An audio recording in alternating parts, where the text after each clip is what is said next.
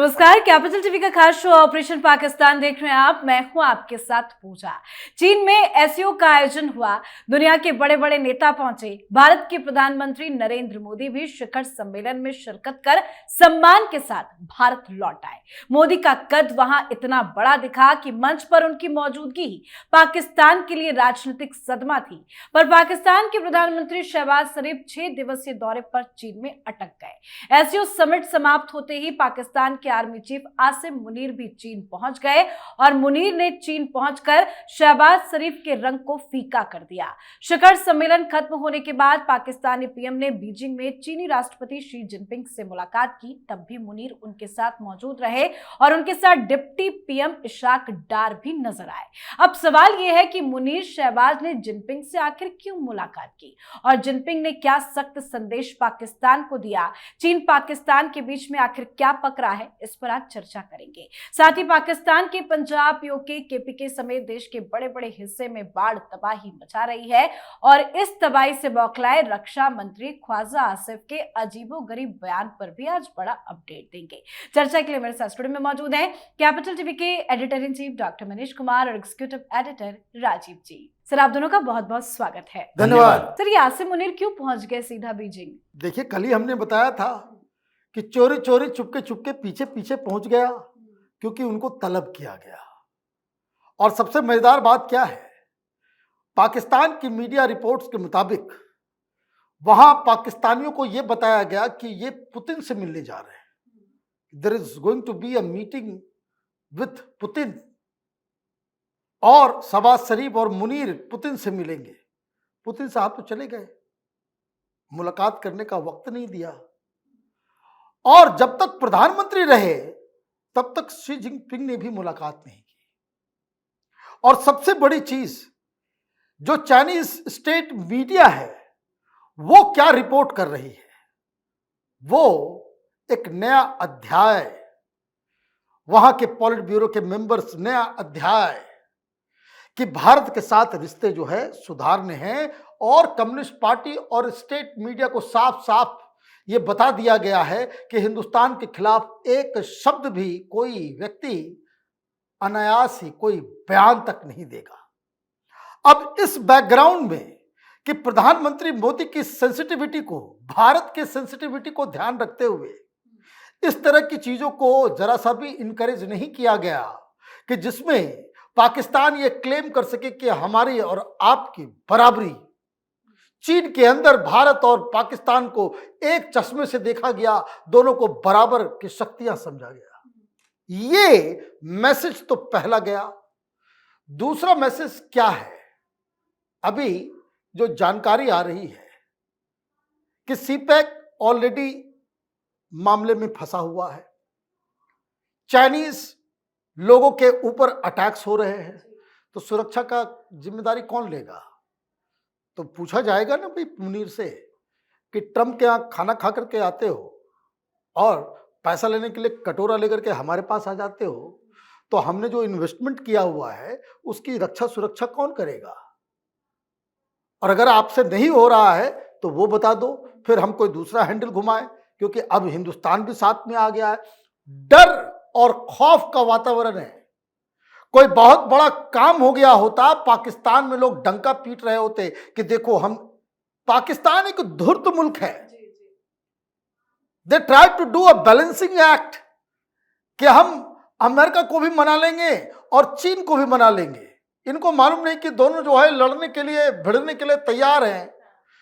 और सबसे ज्यादा जो है जो पिटाई होती है वो मीडिएटर की ही पिटाई होती है ऐसे केस में। जो पूर्वांचल के इलाके में कहते हैं कि जो बिचौलिया होता है वही दोनों तरफ से मार खाता है, तो वो स्थिति बन गई है पाकिस्तान की। पाकिस्तान के समझ में नहीं आ रहा है कि अब किस तरीके से इन सारी चीजों को मैनेज किया जाए, क्योंकि भारत ने बाकायदा एक्सीलेटर दबा करके पहलगाम को भी ज्वाइंट डिक्लेरेशन में डाल दिया, आतंकवाद के खिलाफ जो है रेजोल्यूशन पास करा दिया। आप मुंह ताकते रह गए। यही चीन के दबाव में ही उसने साइन किया होगा ना कि चुपचाप साइन करो, अन्यथा तुम्हारा इलाज किया जाएगा।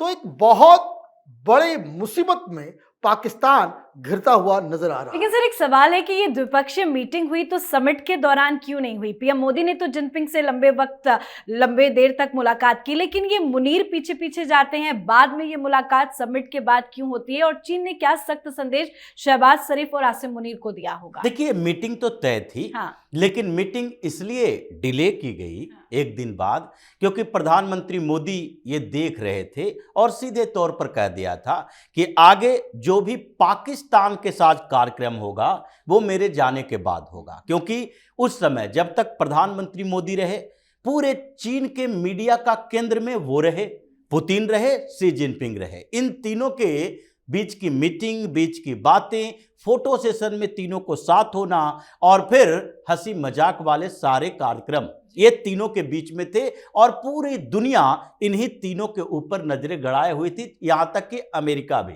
और ऐसे में ये पाकिस्तान तो कहीं दिखाई नहीं पड़ रहा था, उसके समर्थक भी परेशान थे। एर्दोगन से मुलाकात किसकी हुई? ये अजरबैजान के राष्ट्रपति की, और इन दोनों ने मुलाकात की फिर साथ में शहबाज शरीफ से। इन्हीं लोगों के बीच में मुलाकातें हो रही थी क्योंकि दिख रहा था कि हमें भारत ने क्या इलाज हमारे खिलाफ किया है, और अजरबैजान इसलिए कह रहा है कि हमको परमानेंट मेंबर बनने से रोका किसने? भारत सरकार ने। तो इसलिए इन लोगों को एक दिन बाद का समय दिया गया था कि जब सारे बड़े नेता चले जाएंगे तो स्टेज पर छुटभइये नेता आते हैं, जैसे हर कार्यक्रम में होता है। और इन लोगों की मीटिंग हुई, बुलाया गया। शी जिनपिंग ने 2-3 बातें की और उसमें सबसे बड़ा मुद्दा बलूचिस्तान का था। और उसने सीधे तौर पर कहा, क्योंकि मुनीर पहली बार शी जिनपिंग से मुलाकात कर रहे थे ऑपरेशन सिंदूर के बाद, या ऐसे भी पहली बार ही मुलाकात थी, फील्ड मार्शल तो बन गया है। पिछली बार जब चीन गया था तो वाइस प्रेसिडेंट से मुलाकात हुई थी, शी जिनपिंग मुलाकात नहीं किए थे। इन दोनों को बिठाया और सीधे कहा कि एक तो ऑपरेशन ईरान के लिए अपनी धरती का इस्तेमाल करना बंद करो, और अगर अमेरिका के साथ डील चल रही है और उसमें सोच रहे हो कि अफगानिस्तान, इधर चीन और इधर ईरान, ये तीनों के लिए अमेरिकन एजेंसी को तुम बलूचिस्तान में घुसपैठ करने दोगे तो ये नहीं चलेगा। और इसलिए बार बार मुद्दा उठाया गया कि हमारे लोगों की सुरक्षा कौन करेगा? तुम्हारे सैनिक करेंगे या फिर हम अपनी सैनिक भेजें? जब तुम अपने क्षेत्र का इस्तेमाल अमेरिका के सैन्य बेस के लिए कर सकते हो तो हमारे सैन्य बेस के लिए क्यों नहीं कर सकते? हम भी अपने ये $60 बिलियन के प्रोजेक्ट, ये इस प्रोजेक्ट के लिए अपनी सेना वहां पर भेज सकते हैं, क्योंकि मेरा इतना इन्वेस्टमेंट पड़ा हुआ है। और वहां जो ईरान के राष्ट्रपति से मुलाकात हुई थी तो ईरान ने भी चीन के सामने ये पाकिस्तान का मुद्दा उठाया था कि देखिए, बलूचिस्तान में जो आजकल अमेरिका पाकिस्तान के बीच चल रहा है वो हम ही लोगों को टारगेट करने के लिए चल रहा है। इसलिए पाकिस्तान को पहले बलूचिस्तान और सिक्योरिटी पर बात की और उसके बाद आतंकवाद की चर्चा हुई कि आतंकवाद और अलगाववाद, ये बलूचिस्तान में अलगाववादी हैं, इसलिए सेपरेटिस्ट की बात होती है, और ये लोग पाकिस्तान वाले उसको टेररिस्ट कहते हैं। तो जब अलगाववादी या टेररिज्म की बात हो रही तो सीधे शी जिनपिंग ने दोनों को बात कहा कि अगर आतंकवाद पे बात करना है और ये बात कर रहे हो कि पिछले दिनों 6 महीना से ज्यादा समय हो गया, इतने दिनों में हमने कंट्रोल किया है और आपके किसी भी साइट्स पे हमले नहीं हुए, लेकिन अगर तुम एक तरफ सेपरेटिस्टों की बात करोगे, बीएलओ की बात करोगे, तो बीएलए और दूसरी तरफ ये जिहादी जैश अलग नहीं है।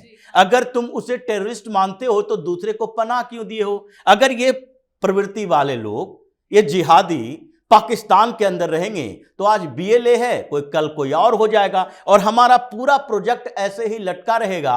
हम बिलियंस ऑफ डॉलर इसलिए नहीं लगाए कि हमारे पावर प्लांट बने और उस पर कोई जिहादी हमला हो जाए। तो ये दोनों को बिठाकर जो मरम्मत की है शी जिनपिंग ने, वो दिखाता है कि कैसे अंतरराष्ट्रीय स्तर पर भारत केंद्रित और पाकिस्तान केंद्रित, ये दोनों में अंतर हो गया। पिछले कुछ महीनों में ही चीन ने भारत के साथ संबंध बेहतर किए और पाकिस्तान को लात मारकर बाहर कर दिया। जिनपिंग ने सही सबक सिखाया, लेकिन कुदरत का कहर भी तो लगातार बरप रहा है। बाढ़ से कैसे पाकिस्तान बेहाल है? वही ख्वाजा आसिफ ने तो इलाज बता दिया, कह दिया कि भाई अपने घर का जितना बकेट्स है, जितना भी तुम्हारे पास गैलन, वहाँ गैलन चलता है ना, पानी रखने के लिए जो भी तुम्हारे पास टंकी है, बर्तन है, उससे बाढ़ के पानी को बचा करके रख लो।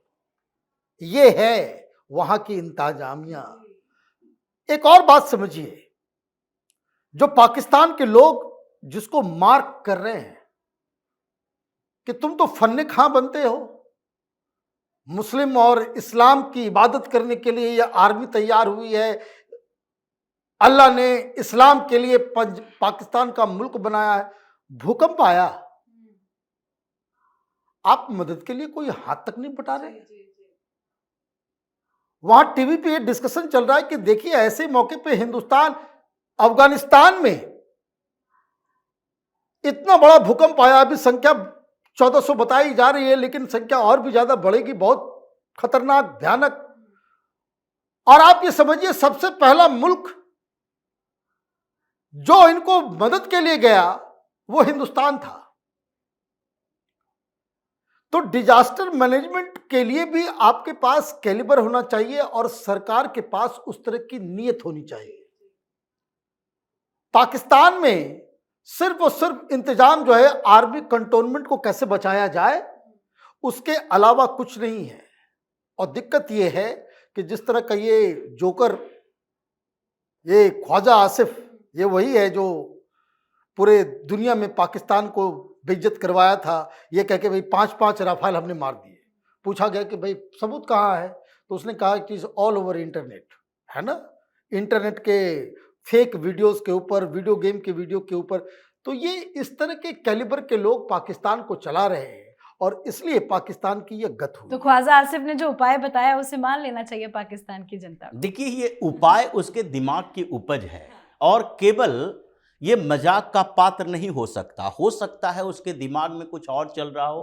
क्योंकि अभी जो बाढ़ की समस्या पाकिस्तान के अंदर है, पंजाब के प्रांत में है, और उसके साथ साथ भारत पर इल्जाम लगाए जा रहे हैं, ये आरोप लगाए जा रहे हैं कि भारत ने इस बीच सिंधु जल समझौता को सस्पेंड करने के बाद पानी ज्यादा छोड़ा, उसने पाकिस्तान के साथ कोऑर्डिनेट नहीं किया, और इसके लिए केवल सूचना देना कोऑर्डिनेशन नहीं है, वो बैलेंस नहीं हो पाया, जिसके कारण पाकिस्तान तबाह हो रहा है। अब आगे की स्थितियां उसके दिमाग में हो सकता है ये चल रहा हो कि भाई अभी अच्छा मौका है, सौगात दिया है अल्लाह ने, इतना पानी आपको मिल रहा है, उसको स्टोर करके रख लो। क्योंकि भारत की तरफ से तो बार बार कहा जा रहा है कि ये बरसात का समय खत्म, मॉनसून खत्म होगा और उसके बाद जाड़े के समय में तुम्हारे यहां फसल खत्म करेंगे, और गर्मी आते आते एक बूंद पानी के लिए पाकिस्तान को तरसना पड़ेगा। तो ये ख्वाजा आसिफ जैसे लोग और इनके जो पाकिस्तान के मंत्री हैं, जो बार बार कह रहे हैं कि नहीं, अगर सिंधु जल समझौता को फिर से रिज्यूम नहीं किया गया तो हम पाकिस्तान के लोग हिंदुस्तान पर हमला कर देंगे, मिसाइल छोड़ देंगे, यहां तक कि परमाणु युद्ध की भी धमकी दी है।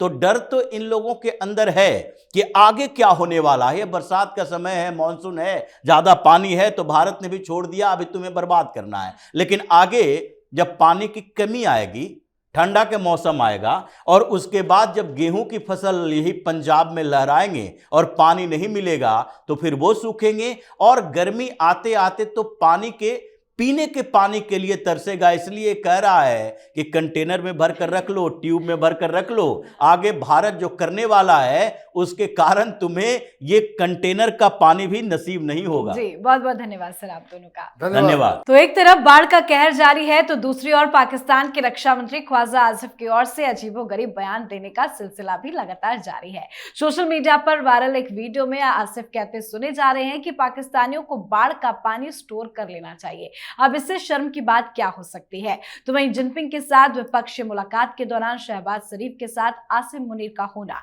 यह साफ साफ ये भी बता रहा है कि पाकिस्तान की लोकतांत्रिक सरकार की हैसियत सिर्फ एक कठपुतली से ज्यादा कुछ और नहीं है। तो आपकी क्या कुछ राय है, कमेंट करके लिखिएगा। देखते रहिए कैपिटल टीवी। नमस्कार।